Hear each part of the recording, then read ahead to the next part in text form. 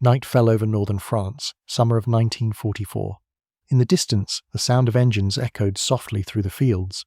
To any German scout listening, it sounded like an entire armoured division moving into position. The low rumble of tanks, the clatter of half-tracks, the rattle of heavy trucks along country roads. But if they dared to move closer, they would have discovered something extraordinary. There were no tanks, no trucks, no soldiers. Only a handful of men painters, sound engineers, and stage designers crouched in the dark fields of Normandy, working under dim red lights. They were setting up what looked like an army out of thin air. They rolled out rubber sheets that unfolded into life-size tanks. They inflated them with air compressors, the hiss of rubber filling the silence. Within minutes, a Sherman tank rose from the grass, not steel and armour, but air and paint. Dozens more followed. In less than 2 hours, an entire armoured column seemed to materialise where there had been nothing. The fake tanks gleamed under the moonlight, perfectly proportioned and terrifyingly real. A few miles away, a group of sound technicians parked trucks lined with enormous loudspeakers. They queued up a recording engine, starting, trucks idling, hammers striking metal, the clamour of soldiers shouting orders. The sounds rolled across the countryside like thunder. From the German lines, it looked and sounded like OS Division preparing for battle. It was all an illusion. The soldiers behind it called themselves the 23rd Headquarters Special Troops. History would remember them as the Ghost Army. They weren't ordinary soldiers. Most had never expected to wear uniforms, let alone serve in combat zones. They came from art schools, advertising studios, and theatres back home: painters, sculptors, sound engineers, architects, even set designers from Broadway. Their mission was unlike anything the US Army had ever attempted: to deceive the enemy using creativity. While other soldiers fought with bullets and bombs, these men fought with sound, shadow, and imagination. The Ghost Army's job was to make the Germans believe they were facing overwhelming American forces, to trick them into deploying their troops in the wrong places, to make them retreat, surrender, or waste their fire on empty fields. It was war as theatre, and every performance had to be perfect, because if the Germans ever discovered the truth, the illusionists would be the first to die. That night in France was one of their first major operations. The realist divisions were advancing south to engage the German line near the town of Brest. The Ghost Army's job was to create the illusion of a full armoured corps attacking from another direction to draw German attention and fire away from the real assault. They had less than 12 hours to stage it. A few dozen trucks carried all their props: inflatable tanks, rubber jeeps, fake artillery pieces made from canvas and wood. They laid tyre tracks in the mud to make it look like heavy vehicles had passed. Engineers set up fake command tents, even a phony fuel dump with empty barrels. By sunrise, any German reconnaissance pilot flying overhead would see what looked like a massive invasion force. But the deception wasn't just visual. The Ghost Army's radio team, trained to mimic real division communication patterns, began sending coded transmissions, fake orders, fake situation reports, fake chatter between non-existent regiments. They even copied the fingerprint of real Morse operators from other units, so the Germans would recognize the signals as genuine. And then there was the sound. The engineers switched on their recordings. The countryside filled with the low growl of tank engines, the squeak of treads, the rhythmic clang of tools, and the murmur of soldiers at work. The sound was so convincing that Allied troops nearby often stopped their vehicles, thinking they had stumbled onto a real armoured camp. From miles away, German scouts could hear it too. They reported that the S Armoured Division was massing to strike. That report went straight up the chain of command, and within hours, German forces shifted hundreds of men and artillery pieces to reinforce the threat.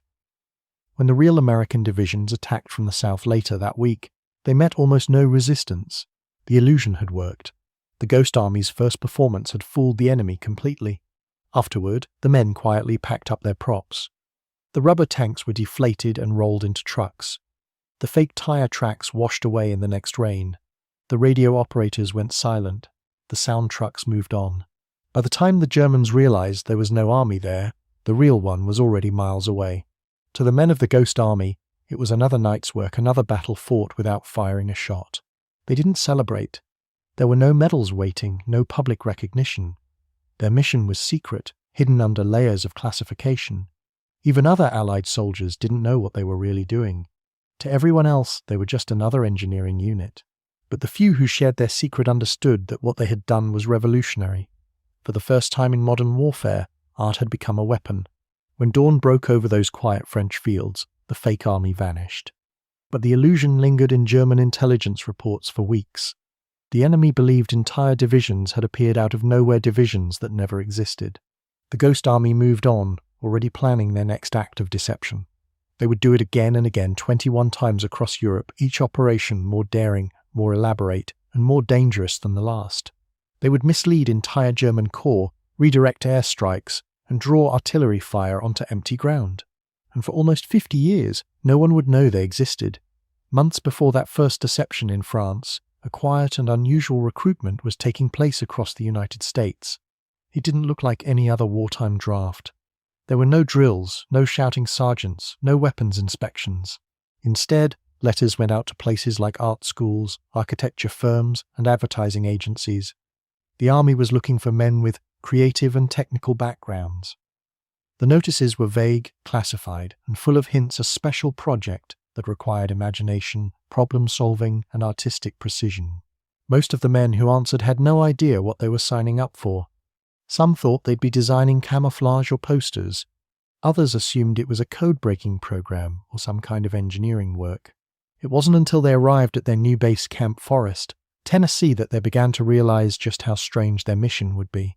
They were told they were now part of a top-secret unit called the 23rd Headquarters Special Troops. It was a name that meant nothing deliberately so. The number didn't fit any known division, and special troops could mean almost anything. Then, behind closed doors, their commanding officers explained what they were really there to do. They weren't going to fight the enemy. They were going to fool him. Their weapons would be inflatable tanks, dummy artillery, fake radio signals, and sound recordings of entire divisions. Their mission was to create the illusion of massive forces to make the Germans think they were surrounded, outnumbered, or about to be attacked where no real army existed. It was war as performance art. The soldiers laughed at first. How could paint, rubber, and sound defeat a real army? But as the training began, they understood the genius behind it. To make deception believable, you needed artists who could see like the enemy, people who understood perspective, light, distance, and illusion. One of the new recruits was a 21-year-old art student named Bill Blass, who would later become one of America's most famous fashion designers. Another was Ellsworth Kelly, who would go on to redefine modern art in the decades after the war. There were set designers from Hollywood, architects from New York, sculptors, sound engineers, and even men who'd built stage props for Broadway. They learned how to inflate a fake Sherman tank in under 30 minutes. They learned how to paint shadows and mud splatters onto rubber vehicles, so they looked like they'd been driving for days. They learned to mimic the way radio operators tapped their Morse code, so that German intelligence would believe they were hearing real divisions. Each skill was practiced until it became instinct. Their days were a mix of art class and boot camp. Morning drills, then lectures on deception. Afternoons spent painting fake insignia or designing sound layouts for imaginary convoys. At night, they studied German reconnaissance photos to understand how the enemy saw the battlefield. The men began to realize something extraordinary. They were learning to wage a psychological war. Theirs would be the fight for perception for what the enemy believed to be true. A private named Jack Macy later described it perfectly. We weren't fighting to kill the enemy. We were fighting to make him wrong. In early 1944, the Ghost Army left the America for England. They traveled in total secrecy, their destination listed under false codes. Most of the soldiers still hadn't told their families what their real jobs were. When they arrived, they began to train under real combat conditions. Inflatable tanks were set up in open fields, their outlines photographed from reconnaissance planes to test realism. Sound trucks blared recordings of engines and construction equipment across the English countryside, while observers measured how far the noises could be heard. They practiced creating fake divisions overnight, setting up camps, digging false trenches, stringing wires for non-existent communications. From the air, it was indistinguishable from reality. Even British pilots flying low overhead radioed their bases to ask who the new American division was that had suddenly appeared outside London. That was when the men knew they were ready. Before D-Day, their orders were simple. Prepare to move into France after the first landings and follow the front wherever it went. Their job would be to mislead the Germans at every turn, buying time and saving lives for the real fighting divisions. As they waited for the invasion to begin, they joked, painted murals on their tents, and filled sketchbooks with drawings of one another. Some even made watercolor portraits of the English countryside. They were soldiers with rifles, but their hearts were still artists. And soon, their art would become the deadliest illusion in Europe. When the call finally came in June 1944, the Ghost Army boarded transport ships under the cover of darkness. They weren't allowed to speak to anyone outside their unit. Even the Navy officers ferrying them across the channel didn't know their real purpose. What waited for them on the other side wasn't glamorous. Normandy was chaos, wreckage, noise, and death. The smell of burned fuel and salt water hung in the air. The men of the Ghost Army set up camp behind the advancing lines, close enough to hear artillery fire. There, they began preparing their first deception on foreign soil. They unpacked rubber tanks, painted camouflage netting, and rehearsed soundscapes. They built fake radio networks that buzzed with coded messages, while others practiced posing as officers in nearby towns spreading rumors meant for German ears. Their commanders reminded them, "You're not here to fight. You're here to make the Germans think we're everywhere." That first operation in France would prove that the idea worked, that illusion could shape the course of a battle just as much as bullets. The men of the Ghost Army were artists turned soldiers, soldiers turned illusionists. They carried no heavy artillery, no mortars, no machine guns. What they carried instead were paintbrushes, wires, microphones, and courage. They were a strange army, one that existed not to destroy, but to deceive. And as they prepared for their first major mission, none of them yet knew that their strange little unit would go on to save thousands of lives, change the way wars were fought, and remain one of the greatest secrets of the 20th century. The Ghost Army's weapons did not come from factories or shipyards. They came from imagination. While other soldiers loaded artillery shells and fuel drums, these men unpacked rolls of rubber, coils of wire, and boxes filled with paint, canvas, and wooden poles. They could build an entire army out of air, and from a distance it would look ready for war. To the Germans watching through binoculars or listening to intercepted radio traffic, the deception had to be flawless. The smallest inconsistency could expose the entire illusion. A fake tank parked at the wrong angle, a radio signal in the wrong frequency, a shadow pointing in the wrong direction, any of these could ruin an operation. Every detail mattered. The 23rd Headquarters Special Troops turned deception into a science, and each element of their craft became its own art form, the inflatable army. Their most iconic weapon was the inflatable tank. From a few feet away, it looked like a harmless pile of rubber and canvas. But with an air compressor and a few minutes of work, it grew into a full-size Sherman complete with turret, cannon, and weathered paint. Each one weighed less than 200 pounds and could be carried by 4 men. When the wind picked up, the tanks would wobble slightly, something that could give them away, so the soldiers filled the bases with dirt or stones to steady them. They painted shadows under the treads and scattered empty shell casings and oil drums nearby to make it look like real vehicles had been there for days. They even created tire tracks in the mud using wooden rollers shaped like tank treads.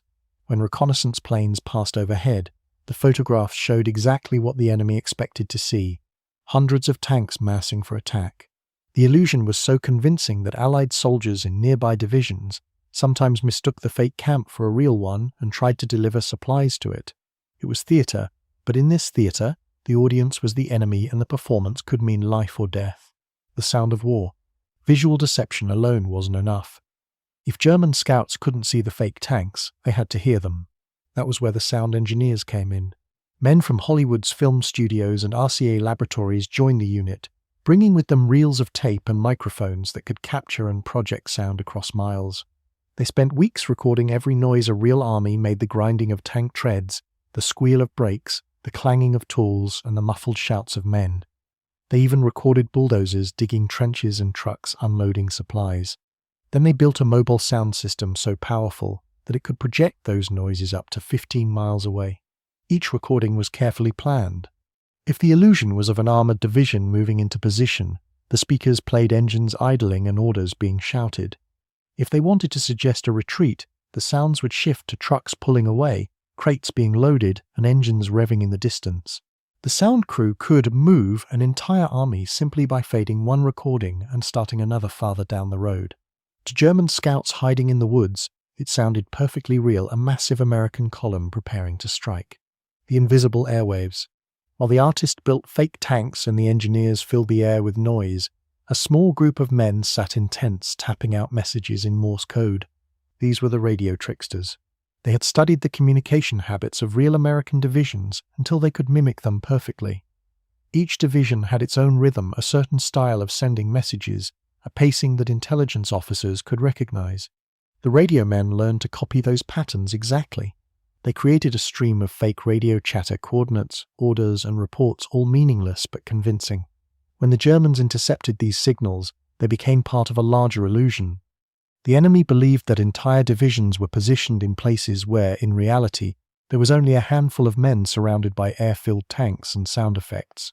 In some operations, the Ghost Army's fake radio traffic was so extensive that the Germans completely restructured their defenses, moving thousands of troops to counter a threat that did not exist. Acting the part. But perhaps the most remarkable part of their deception came from simple performance. The Ghost Army didn't just create illusions on the ground, they became part of them. Men were assigned roles as officers or engineers. They wore the insignia of real divisions and moved around local towns pretending to be part of those units. They ate in cafes where they knew German spies might be listening, loudly discussing upcoming offensives and supply delays, all planted to mislead enemy intelligence. Sometimes they even staged fake command posts complete with sentries, maps, and briefings. A few officers would drive through towns in jeeps marked with the insignia of famous divisions, waving to locals and giving the impression that large forces were nearby. They called it atmosphere. Every soldier was an actor, every detail a prop. The Germans never realized that the same small group of Americans kept appearing all over France, Belgium, and Germany, wearing different patches each time. The power of art in war. It was deception at a scale the world had never seen. The men of the Ghost Army didn't kill the enemy, they manipulated his eyes and ears until he couldn't tell what was real. In one letter home, a young artist named Bob Tompkins wrote, "We are fighting with our brains, not our guns. Sometimes I wonder if what we're doing will ever be known." For years it wasn't. The Ghost Army's operations remained secret, buried in classified archives. The men were forbidden to speak of their missions, even to their families. They moved from one illusion to another, leaving behind only tire tracks, smudged paint, and the lingering echo of recorded engines fading into the night. But their work was just beginning. The next challenge would push their creativity, their nerves, and their luck to the limit. Because as the Allies advanced deeper into Europe, the Ghost Army would face their most dangerous test, a deception so close to the front lines that a single mistake could expose them to the full fury of the German war machine. It would be their greatest act and their riskiest. By the late summer of 1944, the war in Europe had changed. The Allies were no longer fighting for footholds on the beaches, they were racing across France, pushing the Germans back toward their own borders. But speed came with risk. The front line shifted daily, and communication between divisions sometimes failed. It was the perfect opportunity for confusion and the Ghost Army's moment to shine.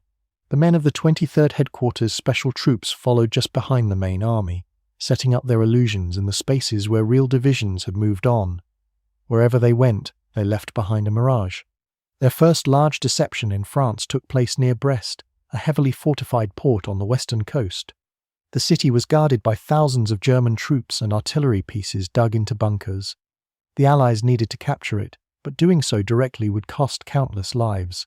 The Ghost Army's mission was to make the Germans believe that a massive American attack was coming from the north, while the real assault would come from the south.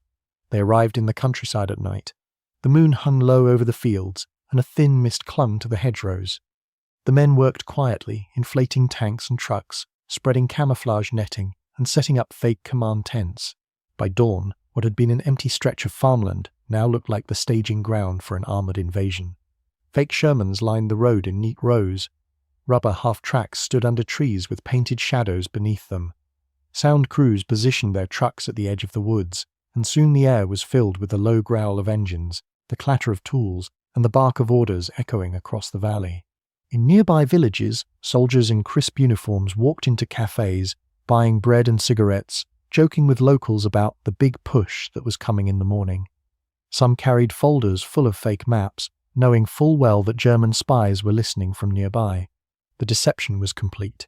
By midday, German reconnaissance planes appeared overhead. The pilots reported back that a large American division was forming for an attack. The German commander shifted his artillery north and prepared his men for battle against an enemy that wasn't there. Meanwhile, the realist divisions hit from the south. The German defences cracked within days. The Ghost Army had fought its first battle, and not a single shot had been fired. From that moment on, the men of the Ghost Army became a moving phantom. They operated all across northern France and Belgium, setting up illusions wherever they were needed. Each mission followed the same pattern. The trucks arrived quietly under cover of night. The fake tanks were unloaded, the sound systems wired up, and the radio team began transmitting messages in the code patterns of whichever real division they were imitating that week. Sometimes they would even impersonate divisions that were hundreds of miles away, making the Germans think entire corps had been redeployed overnight. The scale of these operations was astonishing. At one point, barely 100 men managed to convince German intelligence that they were a force of 30,000. In one operation near the city of Metz, they created the illusion of a full armoured division complete with supply convoys and field artillery. The Germans, believing they were about to be encircled, withdrew from their positions, saving American forces days of brutal fighting. Each success brought new confidence, but also new danger. The Ghost Army often worked within a few miles of the real front. They could hear the artillery, feel the vibration in the ground when shells hit. Some nights, they were shelled themselves when the Germans guessed too close. Their greatest weapon secrecy was also their greatest vulnerability. If captured, they couldn't explain what they were doing. Their orders were classified, their existence officially denied. A single mistake could unravel everything. One night near the Belgian border, their luck nearly ran out. A patrol of German soldiers stumbled upon the edge of their fake encampment. The inflatables were deflated for the night, lying flat on the ground like giant rubber skins. The Germans, thinking they had discovered abandoned equipment, started toward them. The men on guard duty froze. If the enemy got close enough, they would realize the tanks were made of air and the illusion would collapse. A sergeant named Fred Fox, one of the unit's best actors, quickly grabbed a jeep and 2 soldiers. He ordered them to drive directly toward the Germans with headlights blazing. "Don't stop," he told them. "Make them think we're supposed to be here." The jeep roared across the field, soldiers waving their arms, shouting commands. The startled Germans panicked, assuming they'd run into a much larger force. They turned and fled into the woods. The camp erupted in laughter once they were gone, but everyone knew how close it had been. The illusion had held barely. The Ghost Army began to take pride in their strange victories. They joked that they were the only soldiers in Europe who fought battles with rubber and paint instead of bullets. But they also understood the seriousness of what they were doing. Every successful deception meant lives saved. Every enemy unit they confused meant fewer American graves on the front line. They started keeping small journals and sketchbooks, filling them with watercolor paintings and notes. Some drew the fields they camped in. Others painted the fake tanks glowing under moonlight. Many of these sketches would survive the war, silent witnesses to a fight waged with art instead of weapons. One soldier wrote in his diary, "It's strange to fight a war where your victory is measured by how many people you can fool instead of how many you can kill. But if it keeps another kid from dying in a trench, it's worth it." By the end of 1944, the Ghost Army had carried out nearly a dozen successful deceptions. They had convinced the Germans of phantom divisions, false attacks, and imaginary reinforcements. Their illusions had become so effective that German intelligence began reporting American troop movements that didn't exist at all. The enemy was fighting shadows, but the most daring operation was still ahead, one that would take place on the banks of the Rhine River in the final months of the war. It would be the Ghost Army's masterpiece, their final and most dangerous act of deception, an operation so perfect that it would confuse the German High Command itself. By March 1945, the war in Europe was nearly over but not yet won. The Allied armies stood on the western banks of the Rhine River, the last great natural barrier before Germany's industrial heartland. Everyone knew that once the Allies crossed the Rhine, the war would soon be finished. The question was how to cross it without being massacred. The Germans were ready. They had fortified the eastern shore with artillery, anti-tank guns, and machine gun nests. Any large movement near the river could trigger a devastating counterattack. And so, once again, the call went out to the unit that officially didn't exist. The 23rd Headquarters Special Troops, the Ghost Army, was given their final and most dangerous mission. The goal was clear: make the Germans believe that the main Allied crossing would happen south of the real target. If the deception worked, enemy artillery and reinforcements would be drawn away from the actual bridgeheads, allowing real divisions to cross with minimal resistance. If it failed, thousands of soldiers would die trying to force the river. The operation's codename was Viersen, named after the small German town that would host the illusion. The men knew the stakes. One mistake, one small inconsistency could expose the trick. This time, they weren't performing for distant observers, they were operating right in front of the German lines, less than 10 miles away. They could be shelled, bombed, or overrun at any moment, but they were ready. They had been preparing for this kind of act since Normandy. The setup began in total secrecy. Convoys of trucks carrying the Ghost Army's equipment moved under the cover of darkness to a patch of farmland near Viersen. There, they began to build a fake army. Within hours, inflatable Shermans and artillery pieces filled the fields. Rubber jeeps lined the roads, tire tracks pressed into the mud by wooden rollers. Crews painted fake division numbers onto the sides of the vehicles. From the air, it looked exactly like a real armored corps had arrived. Meanwhile, radio operators began transmitting messages that matched those of a genuine division, the 30th Infantry, which in reality was miles away preparing for the real crossing. The radio team copied their signal patterns so perfectly that even American intelligence could barely tell the difference. Then came the sound. Loudspeakers hidden in the woods began broadcasting the noise of tanks idling, trucks moving, and construction crews assembling pontoon bridges. To the German soldiers across the Rhine, it was unmistakable. A full-scale crossing force was forming right in front of them. The deception was so detailed that even Allied air patrols reported seeing new units forming near Viersen. That was when the men knew the illusion was working. They didn't stop there.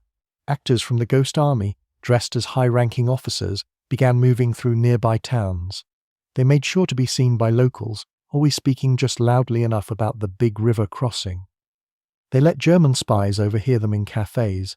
They even distributed fake maps and planning documents designed to be accidentally discovered. Within days, the Germans had completely swallowed the bait. They reinforced their positions opposite Viersen, moving tanks and artillery away from the true crossing site near Wessel, 20 miles to the north. The Ghost Army had pulled off their greatest illusion yet, but the performance didn't come without fear. As the fake army grew louder and busier, German artillery began firing at them. The shells whistled overhead and exploded among the rubber tanks, shredding them like balloons. Men dove for cover, their carefully arranged props deflating under the impact. Each time they rebuilt, moving the fakes slightly to make it look as though real units were shifting position. They even created damage control teams that patched up the punctured inflatables, pretending to repair vehicles that had never existed. One soldier later joked, "It was the only time in the war where you could die defending a rubber tank." The humor didn't hide the danger. They were close enough to hear enemy voices across the river at night. Some of the men slept in foxholes, rifles beside them just in case the Germans decided to test their deception with a night raid. For 3 tense days, the Ghost Army maintained the illusion. Their fake bridge building sounds continued without pause. Their radio traffic grew busier. Their tanks moved forward each night under camouflage nets, and all the while, the real American and British forces were preparing to cross the Rhine far to the north. When the crossing finally began, the German defences were pointed in the wrong direction. The real Allied forces stormed the river virtually unopposed. They built their bridges, established footholds, and began pouring men and armour into Germany. By the time the Germans realised what had happened, it was too late. The Ghost Army had done it again, a complete illusion that had reshaped the battlefield. In one of the final intelligence summaries before Germany's surrender, the German High Command listed several American divisions that had supposedly crossed the Rhine near Viersen. Not one of those divisions was real. It was all the work of 1,100 men armed with rubber, wire, paint, and courage. When the order came to pack up, the men worked quietly. They rolled up the inflatable tanks, boxed the sound equipment, and shut down their radios. The fields that had looked like a fortress only hours before returned to empty farmland. The war was ending. They had survived, and they had won not through killing, but through creativity. A few days later, as the real divisions advanced deeper into Germany, the Ghost Army followed behind. For the first time, they allowed themselves to relax. Some of them sat on their trucks and watched columns of real tanks pass by, soldiers cheering as they went. Most of those men never knew who the strange group behind them really was. They didn't know that the reason they'd crossed the Rhine so easily was because someone else had been playing a deadly game of make-believe just down the road. When Germany finally surrendered in May 1945, the Ghost Army's mission was complete. They had conducted 21 deception operations across Europe. They had misled the enemy repeatedly, hand-drawn artillery fire away from real units and saved countless lives. Their total casualties across the entire campaign numbered fewer than 20 men, an astonishing figure, given how close they often worked to the front lines. And yet, their accomplishments would remain one of the war's most closely guarded secrets. Their unit was officially disbanded. The men were told not to discuss their missions with anyone. They went home quietly, carrying their memories with them, unsure if the world would ever know what they had done. But history has a way of finding the truth. When the war finally ended, the men of the Ghost Army packed up their strange collection of props for the last time. The rubber tanks were folded and stored away. The sound trucks were stripped of their speakers. The fake radios fell silent. No parades waited for them. No journalists. No medals. They boarded their transport ships and went home quietly, their orders clear. Tell no one what you did. For decades, they kept that promise. Most of them melted back into civilian life. Some returned to art school, others to advertising agencies or design studios. A few went on to become famous painters, architects, teachers, fashion designers, but they rarely spoke of the war. When asked what they did, they would smile faintly and say something vague like, "We built camouflage." They left out the part where their camouflage had fooled entire German armies. It wasn't until 50 years later that the US government finally declassified the records. When the files were opened, historians were stunned. There, in yellowed photographs and mission reports, was proof of one of the most unusual military units in history, a group of artists and engineers who had fought with imagination instead of bullets. The numbers told their own story. 21 large-scale deception operations. Thousands of enemy troops misled or diverted. Countless Allied lives saved. And yet not a single shot fired in anger. In interviews decades later, the veterans were modest. They spoke not of heroism, but of teamwork and creativity. They said they had simply done their job. One veteran, when asked how it felt to know they had saved lives without taking any, smiled and said, "That's the best kind of war story, isn't it?" Another reflected quietly, "We weren't there to kill. We were there to confuse, and confusion can be just as powerful." In 2022, more than 75 years after their final mission, the United States Congress awarded the surviving members of the Ghost Army the Congressional Gold Medal, one of the nation's highest honors. At the ceremony, a handful of elderly men sat in the front row, their hair white, their hands trembling slightly as the medal was presented. Behind them, projected on a screen, were the black and white photos of their work lines of inflatable tanks, sound trucks in muddy fields, smiling soldiers posing beside their rubber Shermans. The audience applauded for a long time. Some of the veterans wiped tears from their eyes. They had spent half a century keeping silent, believing their strange war would be forgotten. Now, at last, the world knew. Today, the story of the Ghost Army is taught in military academies as a lesson in creativity, courage, and the power of deception. Their legacy endures not because of what they destroyed, but because of what they preserved life.